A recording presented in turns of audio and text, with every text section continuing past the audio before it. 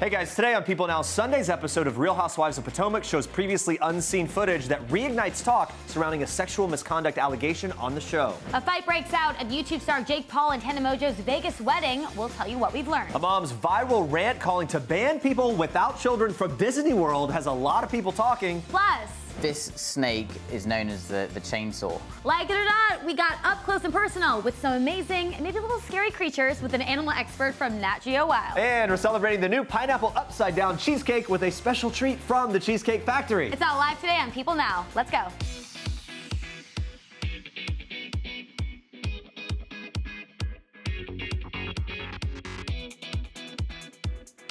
Hey, good morning, guys. Welcome to People Now. We begin this Monday on a pretty sad note. Awful news out of Gilroy, California. Listen to this. This is one of those press conferences you never want to have to give in your community. And it's sort of a nightmare that you hope you never have to live in reality. But unfortunately, we find ourselves in this circumstances where we have to live this today. That's Gilroy Police Chief Scott Smithy holding a press conference after a gunman killed at least 3 people at a food festival in Northern California Sunday evening. He injured at least 15 others. Police say the suspect was using a rifle and appeared to be shooting at random. He was fatally shot by officers less than a minute after opening fire. Authorities say eyewitnesses reported seeing a second shooter and that police are still searching for that potential suspect. A motive for the crime is not yet clear. Names of the victims have not been officially released by police, but local press has identified 6-year-old Stephen Romero as one of those victims. The boy's grandmother told ABC7 her grandson was a kind, happy, and playful boy, and added that she hopes they catch the other potential suspects, saying, quote, "I want justice for my grandson." According to authorities, festival attendees were subjected to security bag checks and metal detector wands when entering the premises, but the shooter appears to have avoided them by cutting an opening in fencing bordering a parking area. 2 witnesses of the shooting told local news that they're in shock and they're working through what they witnessed. Take a look. I still haven't processed it. It's like amazing, like we hugged each other and said, thank God it could have been us, And it's just 2 minutes. It's but too much. It's too much to but it handle. is It's too too much close. to even do all this stuff. I just can't comprehend. And we don't know how her granddaughter is going to process it. She had, stuff in her She saw the hair. whole thing. She saw She's a year old? 10. 10. She saw the whole thing. 10 years old. She saved a 3-year-old. She grabbed him and hid him.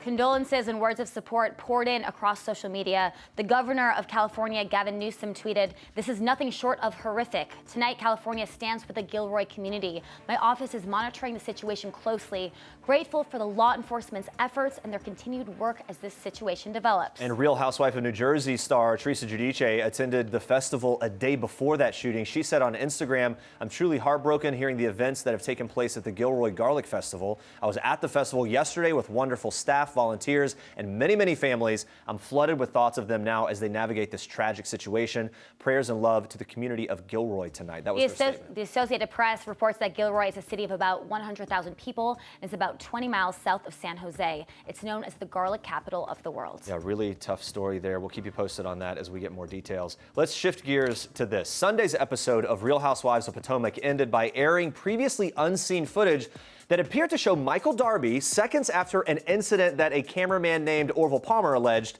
to be sexual assault. Watch this. Hey, bud. All right. Please don't do that. Okay. Don't do that. All right. No problem. On September 4th, 2018, a cameraman claimed in court documents obtained by TMZ that Michael, who is married to housewife Ashley Darby, had grabbed and groped his butt 3 days earlier during Monique Samuel's baby shower. So Michael was charged with felony assault as well as misdemeanor improper sexual contact. Charges were later dropped due to insufficient evidence. The footage did not capture any physical contact between Palmer and Michael, but seemed to record a cameraman's response to Michael. More previously unseen footage later showed a man confronting Michael in what appeared to be an attempt to discuss what happened. There's an exchange where the man can be heard saying, "Hey, Mike, hold on. Mike, hold on, hold on," to which Michael shouted back, "I didn't touch your butt. I didn't touch your butt. Come on, I'll get a beer." That was their exchange. In an exclusive comment to People on Sunday, Michael responded to the episode, saying in part, quote, "On one hand, I was amused by the production company's amateurish attempt to affect the viewer's opinion by first showing video that clearly does not show any improper action by me, and then try to couple that with another video which was taken 4 hours later by a different cameraman of a conversation with a cousin of a cast member, not the cameraman, cameraman, who, whenever I see him, refers to a well-documented, harmless event that occurred in season 1. He went on to say, quote, "This was a serious situation where an employee of the production company tried to take advantage of my wife and I by making up a story to try to profit from it. The fact that the production company appears to endorse his actions by splicing together disconnected and unrelated events in order to also profit is really scary for people in my position." A representative for Bravo did not immediately respond to People about Michael's claims. In addition to seeking criminal charges, Palmer had also filed a restraining order against Michael, which was denied on September 28th. Days later, Michael appeared on Fox 5 DC, where he admitted that he did, quote, "bump into the cameraman at Samuel's house as he walked into their backyard." People reached out to Palmer for comment at the time, but never heard back. His social media accounts have since been deleted. All right, guys, switching gears here to a much sweeter, pun intended, sweeter topic. July 30th, it's National Cheesecake Day. We're celebrating a day early. Yum. That's because we're going to be joined by a Cheesecake Factory spokesperson later on the show. She's showing us how to make a special cheesecake treats. And we're very excited. Before we get to that, though, we want to know, what is your favorite cheesecake flavor? Is it strawberry, cherry, pineapple, or good old-fashioned plain? Maybe something else. Vote in our People poll or tweet us your answer with the hashtag #PeopleNow. Yeah, we'll check in on those results, see what you have to say in a little bit. But for now, we move on to this. I now pronounce you husband and fight. So right as YouTube stars Jake Paul and Tana Mongeau went in for their first kiss as husband and wife, a guest tossed champagne onto Mongeau and Paul. The champagne toss was not received well by Paul or the couple's officiant, Not at all, Armani as you Izzati. can Jake curses out, followed by pushing the unidentified culprit.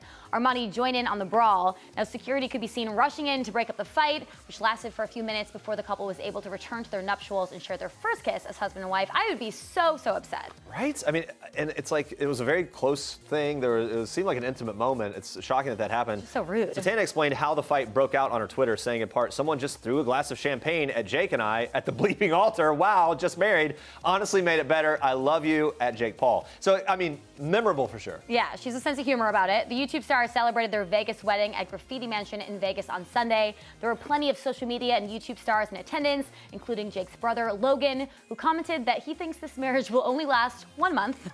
Okay. Wow. No. Really hopeful. Not very secure, yeah. Tana wore 3 dresses for her big night, a billowing tulle ball gown complete with pink detailing for the ceremony, a classic figure-hugging dress with accented lace and a matching veil for the photos, and for the reception, a sparkly silver sheer embellished mini dress that she paired with glittering thigh-high boots and thin framed sunglasses. I like all the looks.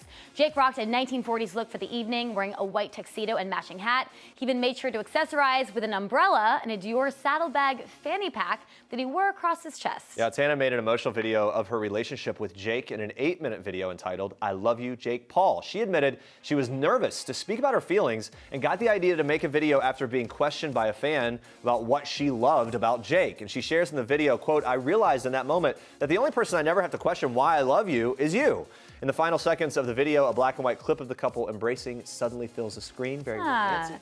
The event was live streamed as well, and it was also filmed by MTV. The two got engaged on Tana's 21st birthday after just a month after meeting each other and starting a relationship. That seems very soon, but when you know, I guess. Quick. In early July, Jake surprised Tana by sneaking into VidCon, even though he had been banned from attending, surprising her on stage to deliver a loving but kind of explicit poem in which he revealed their wedding date. Wow, well, congrats to the happy couple. Whirlwind. Yeah, good for them. All right, Bella Giannulli, Lori Loughlin's eldest daughter, returned to Instagram after a 3-month hiatus on Sunday to wish her mom a happy birthday. The caption reads, "Happy birthday, Mama, I love you," with a heart emoji. Lori's youngest daughter, Olivia Jade, commented on the post saying, "My people," also with a heart emoji. Yeah, Bella previously deleted her account following the news of Lori and her father, Massimo Giannulli's involvement in the headline-making college admissions scandal. Bella and Olivia Jade remained silent on their pages in the wake of the scandal involving their parents. Lori Loughlin and Massimo Giannulli were both arrested back in March on a felony charge of fraud and money laundering. Documents allege that the couple agreed to pay bribes totaling $500,000 in exchange for having their 2 daughters designated as recruits to the USC crew team, despite the fact that they did not participate in crew, thereby facilitating their admission to USC. Lori and Massimo pled not guilty after turning down a plea deal in April because it included jail time. Now, if convicted, they face up to 20 years in prison for each charge. The couple is scheduled to next appear in court on August 27th. They're expected to waive their rights to separate attorneys as they are being represented by attorneys from the same law firm. Well, a lot at stake there. Since the news of the scandal broke, neither Bella nor Olivia Jade have been charged in connection with the scheme. It's not known whether they were even aware of everything that was happening. That's been a topic that we've talked about a lot. Did they know? Did they not know? Yeah. What's the likelihood and of of course, all that? they've been very quiet on social media, so this is the first time we're really hearing from the daughters about everything, and they're just wishing their mom a happy birthday. All right, on to this. Meghan Markle stepped in as the guest editor for British Vogue's September issue. Markle was completely hands-on, selecting the cover stars, the interviews, even choosing the photographer, Peter Lindbergh. And he told the publication, quote, "My instructions from the Duchess were clear. I want to see freckles." I love that. This comes as no surprise, seeing that Meghan loves her own freckles. She's made sure to embrace her favorite feature on many occasions, including her royal wedding. Yeah, the freckles were a highlight of the royal wedding. Freckles are adorable. I think you should never hide them. Lindbergh was a special choice for Meghan, as he was the photographer for Meghan's Vanity Fair cover story. In case you don't remember, this was where she spoke out about her romance with Prince Harry after he confirmed their relationship in late 2016. That was a very big deal. Yeah, he made sure to show off Meghan's freckles on that cover and was delighted at her request this time around, saying, "Well, that was like running through open doors for me. I love freckles. Easy." Markle herself is not appearing on the cover. Instead, she chose to spotlight 15 women making a difference in the world. It's titled Forces for Change. I love this. So among the group are actors and models, politicians and authors, and advocates for everything from diversity and mental health to climate change and voting rights. The cover features a photo of each woman as well as a mirror to, quote, include the reader and encourage them to use their own platforms to affect change. That's according to a statement from British Vogue. So kind of like, look at yourself, what can you do? Yeah, Meghan became the first guest editor of the September issue in the magazine's 103-year history. The issue will feature a candid conversation between the Duchess and former First Lady Michelle Obama, as well as an interview between Prince Harry and Dr. Jane Goodall. Pretty interesting stuff there. Yeah. Meghan ran her own lifestyle blog. You might remember this. It was called The Tig. She did that for like 3 years. That was before she shut it down 2 years ago as she began to join the royal family. I feel like she's going to be, and would be, the perfect choice as a guest editor in this kind of situation. Yeah, she has the experience and obviously the passion for Yeah. all this, so I think it's incredible. All right, this is a really fun, interesting story here. One mom's vented frustration spurred a viral, heated debate. Should guests without children be allowed into Disney World? Pretty wild here. It all started when a Twitter user shared a screen grab of an old Facebook post made by an upset mother lashing out at childless adults for visiting the Walt Disney World theme park. So the mom wrote in a not safe for work post, quote, "Disney World is a family amusement park," later adding that the park is for children. People without children need to be banned, in all caps. Come on. So in the angry rant, the mother claims adults who visit without children cause longer lines and make the experience more difficult for adults with children. Okay, fair point. Fair. Too bad other people would like to Yeah. enjoy the park as well. Sorry. The post came after her own experience with her 3-year-old son, who allegedly acted out after she told him they couldn't wait in a long line for a pretzel. I know the lines can be frustrating, but should people without children be punished just because they don't have kids? I don't think so. Obviously not. Look, I get it. I've been there, and to any theme park with kids especially, the lines are terrible, right? I mean, Yeah. it takes away from the experience, but then you have to take a moment and rise above yourself and realize, oh, all these people want to enjoy the park Yeah, too. well, just I've as much actually as I never been do. to Disneyland or Disney World, so it's not really fair to me if I want to go as an adult just because I don't have kids. Well, I almost felt like it should go the opposite way. Like they could host days where it's only adults, like Yeah. an adults-only day at Disney World. And that would be great because we don't necessarily want to be with the kids either. To add more fuel to the fire, the New York Post posted an op-ed that claimed millennials that go to Disney theme parks without children, that was, quote, weird. The op-ed read in part, millennials are indeed in an unhealthy relationship with Disney, having granted control of so much of their leisure time and personality to a single enormous corporate entity meant for children. That's the quote. Okay, well, a lot of people voiced their frustrations at this on social media. One Twitter user replied with, "Me and all my childless millennial friends at Disney World, happily waiting in lines like," alongside a weird gift from New Girl. Another user writing, Walt's whole goal was to make things that everyone could enjoy. Maybe stop shaming people for enjoying a freaking theme park. Yes, I who resonate cares with how that old one you the are? most. With his response, he shared the original Disneyland manifesto that read, "To all who come to this happy place, welcome. Disneyland is your land. Here age relives fond memories of the past, and your youth may savor the challenge and promise of the future." The user also shared a famous quote from Walt Disney himself to end the debate, saying, quote, "You're dead if you aim only for kids. Adults are only kids grown up anyway." Exactly. You can enjoy it at any age. I think it's very ridiculous that she had this reaction, right? Quite a moment.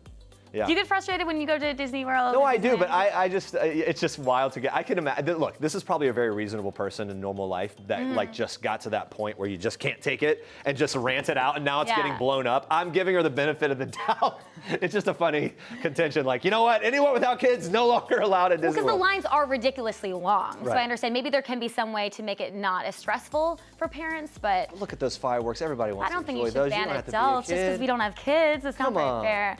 Walt Disney World did not immediately respond to people's requests for comment. All right, guys, coming up, we are going wild with Nat Geo Wild. Tarantula, poisonous toad, a chainsaw python, just another day at the office around here. We get up close and terrified with them. Plus, the Cheesecake Factory is here whipping up a very special dessert for us to celebrate their new pineapple upside-down cheesecake. Mouths are watering. Stick around for that.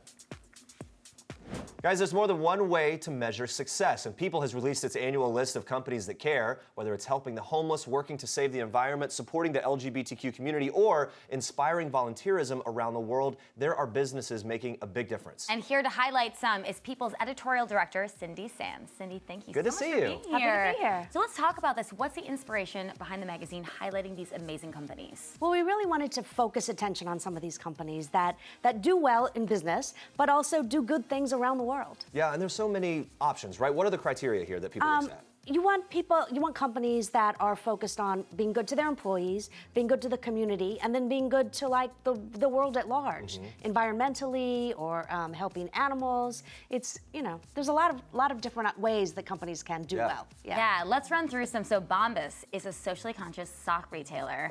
Actually Super comfy socks, by the way. And helping, They really are. helping the homeless as well. So talk to me about this. They make great socks, but for every pair of socks you buy, they also give a pair to the homeless, because socks are the most requested item in homeless shelters, and they found a way to make it work for them both. Yeah, and what does Bombas CEO, what does he say about attracting great employees? He really wanted to do something that gives back, because he says his employees are happier if they feel like they're making a difference in the world.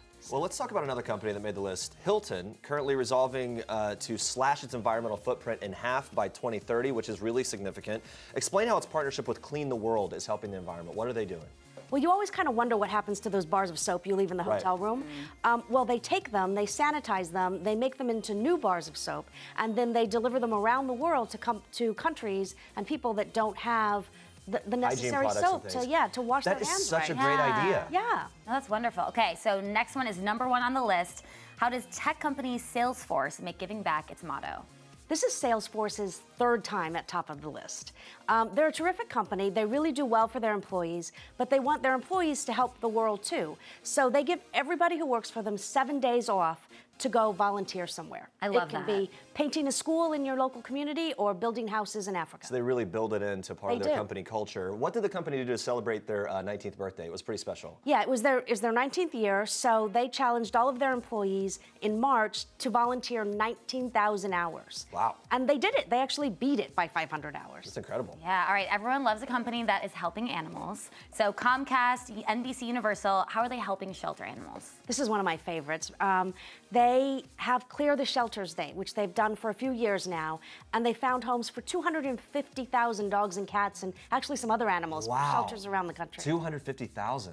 They just direct all the attention from all of their television stations. They focus on all the animals that are just kind of languishing in shelters, and they get people out there and they cut the adoption fees and they find homes. That makes a lot of sense, and they've got the footprint to be able to do it in communities all over the country. So, all good stuff. Cindy, thank you for joining us, sharing some insight into these companies and how they are helping the world be a better place. Guys, you can see the rest of the companies that made People's List in the issue on newsstands now. Check it out. All right, guys, National Cheesecake Day is July 30th, and we are gearing up for the sweetest of days with Cheesecake Factory spokesperson Aletha Rowe. Thank you so much for being here and bringing all of this goodness. Of course. Please come back every day, or every week at least. I'm happy to. Maybe a monthly Let's thing. do it. We'll work it out. Cheesecake Factory debuting a new cheesecake, pineapple upside down cheesecake, in honor of the new dessert. We're going to be whipping up something that is kind of incorporated to that. Tell us what we're going to be doing a little bit later. It is inspired by the new pineapple upside down cheesecake. We're going to be making pineapple cheesecake popsicles, which are perfect for summer. Sounds amazing. Yes, we cannot wait. All right, we're gonna come back to you in just a bit, but we want to give everyone a chance to vote on our question of the day. We've been asking viewers what their favorite cheesecake flavor is, so let's take a look at what you guys I have no been clue. saying. I don't know. I think strawberry. That's my guess. Right away. Let's Do we see. have it? Do we Looks know? like, is it strawberry? Yeah, strawberry. Then Wow. plain, right? Pineapple not very popular with our voters. We're starting the trend, though. We're changing it. Yes, we are. So fresh strawberry is our most popular flavor. It has been for more than 40 years. But starting tomorrow, I think it's going to be the pineapple upside down cheesecake. So if you were to cast a vote right now in the poll, you're going pineapple. I'm going pineapple. We're all in on the We're pineapple. voting It for changes today, pineapple. Let's everybody. bring those up. Yeah, keep voting. For now, though, we move on to this. Well, we got to hang out with host of Nat Geo Wild's Out There with Jack Randall and a few of his friends. Now, Jack grew up fascinated by snakes and watching his hero, Steve Irwin, saving and teaching the world about wildlife. Little did Jack know that he would become Steve's apprentice at just 14 years old. He filled us in on one of the prerequisites for working with Steve. It was whether or not he had been bitten by a snake. Luckily, only in this scenario, Jack had, in fact, already been bitten by his pet snake. Now, Jack only had a few short years with Steve before his tragic passing on September 4th, 2006. He will always remember the most important moment working with his hero. Watch.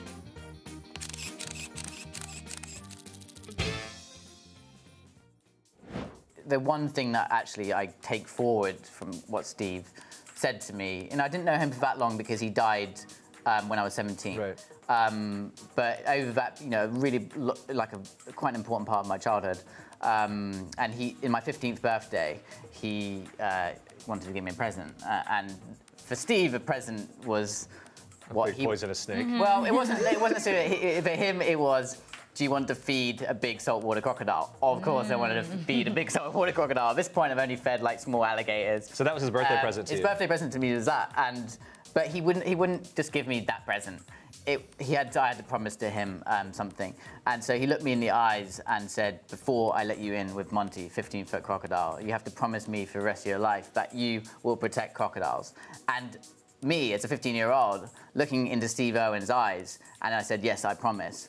And I meant that, and I continue to fulfill what I promised to Steve. So whenever I'm working with those animals, it gives me a little bit of goosebumps because almost like he knew he needed to say that. Wow, such a special story there. Yeah, definitely. And I guess at that point, you've told Steve Irwin you're kind of locked in. So you got to do it. We wouldn't exactly say that we're the most daring people out there in some ways, like Jack is, but we did go through a roller coaster of emotions when Jack brought in his scaly and sometimes hairy friends. This is a cane toad, the largest toad in the world. As you see, this is an absolute whopper. It's a whopper. Yeah. And see here, these are big, puffy poison glands. Guess what? Surprise of the day that this poison toad is not in a glass box. Yes. I expected that we were told like, hey, toad would be in a glass this thing can poison you just like that, and here it is, just out in the open to spit or do whatever it does. Here we are, casual python. You're doing well. Hello. I really don't like to look it in the eye. I think there's a rule about looking snakes in the eye. You don't do it. This snake is known as the chainsaw. The chainsaw? Yeah, a little bit. And so it's quite a defensive snake. And so if you handle it a bit too tough in the wild too quickly, it will bite you. No sudden movement. Oh my goodness. Honestly, this is kind of relaxing. Yeah, after you kind of settle into it. It does seem relaxed, like the it's movement like a nice is. little massage if she squeezes it tighter and tighter. Yeah.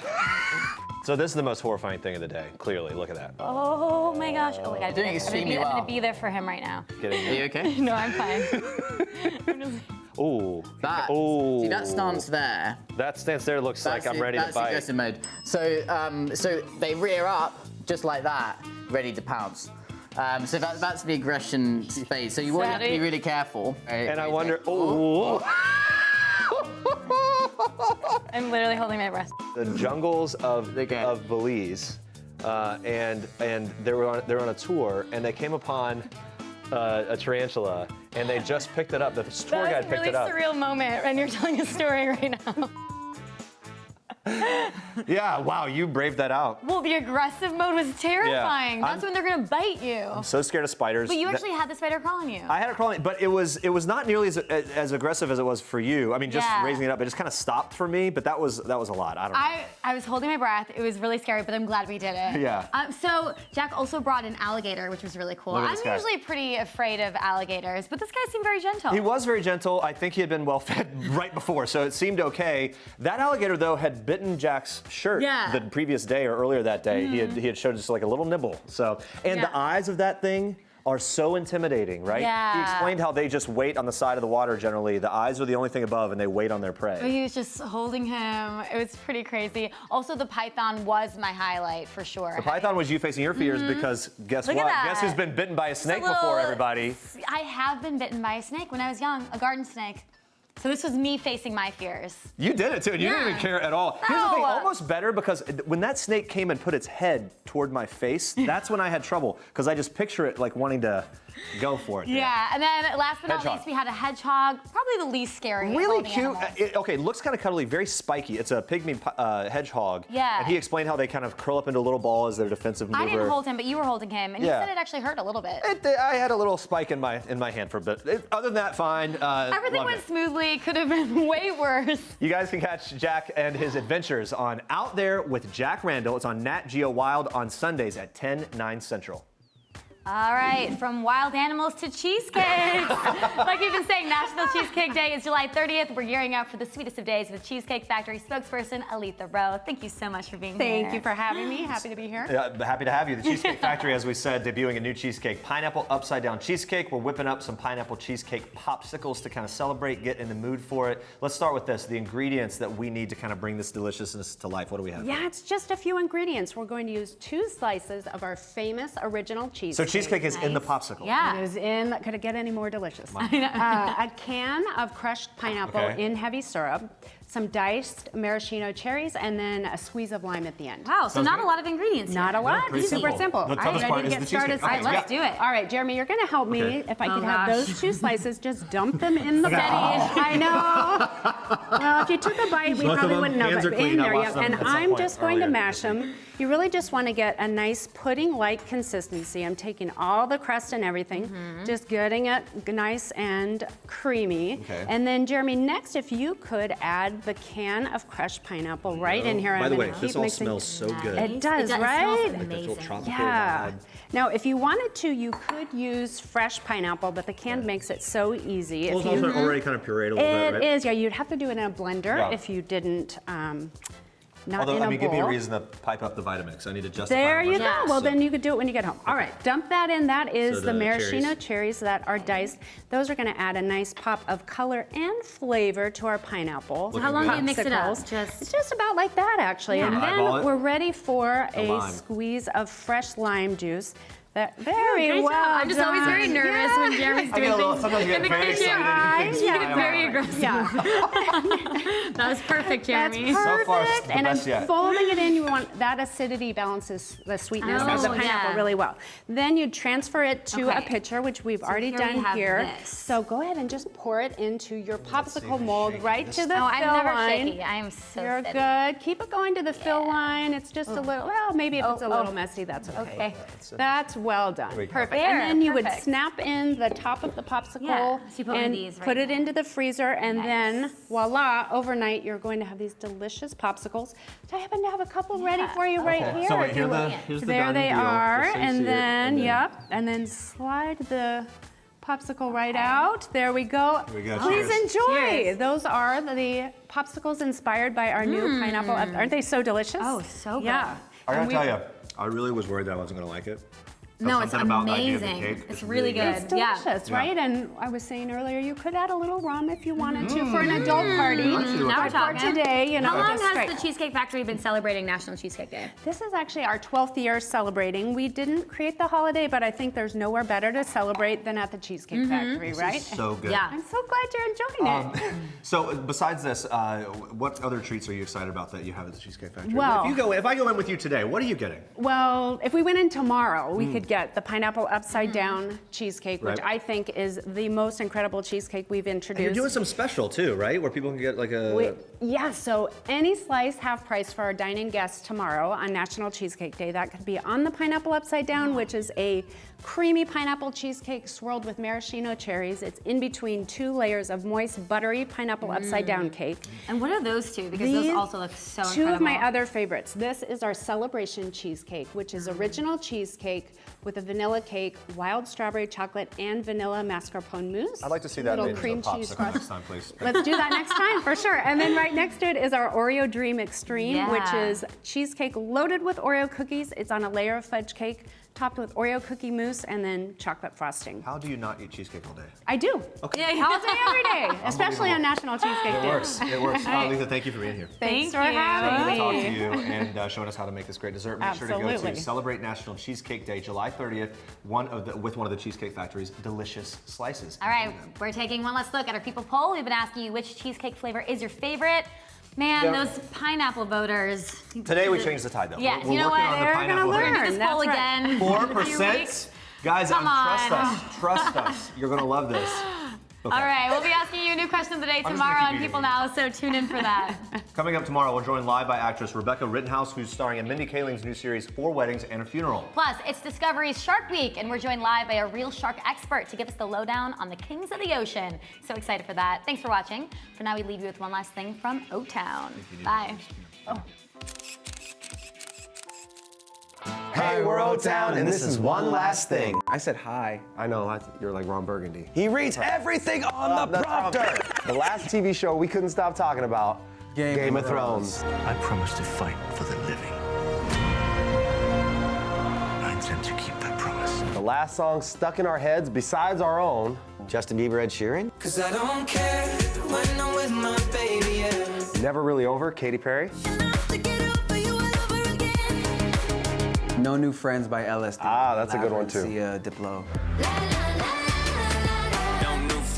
The last person to send an emoji to our group chat. Maybe me? Yeah. You? I kind of only speak in emojis. I mean, I think I'm the last one. Yeah, I have to check, you're but the I don't last know and if the you either. first. My go-to emoji is the fire. I think fire is the one. Get lit. It's lit. I love emojis. That's my language right there.